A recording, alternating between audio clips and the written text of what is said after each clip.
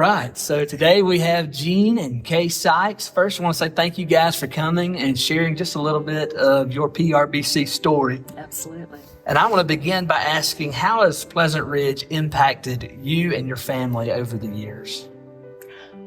Well, I guess we have two different perspectives here. I grew up in this church. I was baptized in this church. Honestly, there's probably not a molecule in my body that hasn't been touched, influenced, molded by this church, the people in it, and the teachings. Oh, yeah. One of the things that comes to mind with that question for me is that in 2000, our house, it was burned. It actually, a natural gas leak seeped into our house, and it exploded and burned.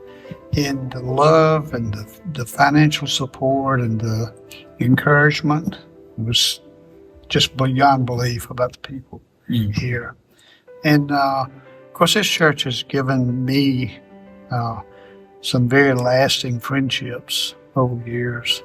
Some of my closest friends have always, I met here and became acquainted here. I've always known that the people in this church were caring, compassionate, loving, welcoming, supportive, all of those things. And that's who we were. But then all of a sudden to be on the receiving end of all of that love and compassion and support is just, it defies words. And obviously made a lasting impression. I don't think you could blast us out of here with a stick of dynamite. I'm glad to know that. What do you consider to be a strength at Pleasant Ridge?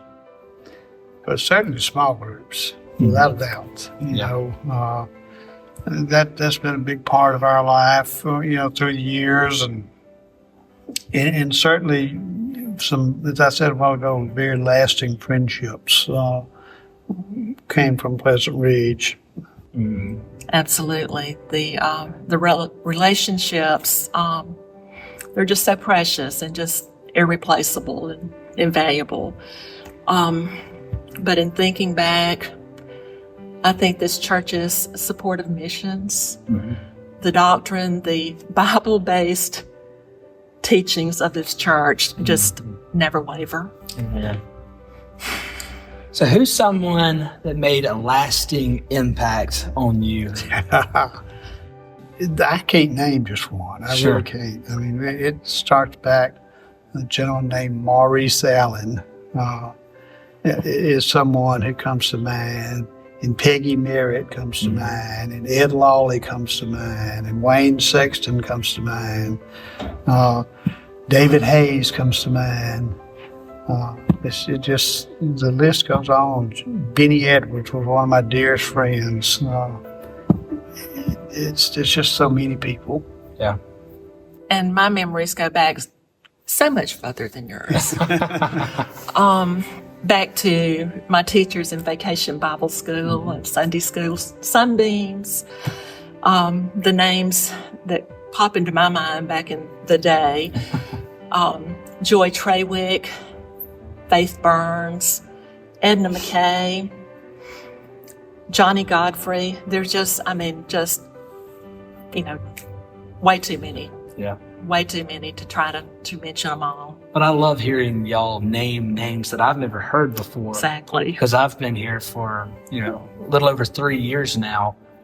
But it's good for us to keep that perspective that so many people have made an impact here, and we are here for a season as well, right? As long as God has us here, and we get to build on the legacy that they have established. And so I love hearing the list. And since y'all have been here for, several years at this point, I want you to think back over the changes that you've witnessed, right? So over 150 years, we can only imagine how many changes take place. But what is something that Pleasant Ridge has always been known for that you hope we're always known for?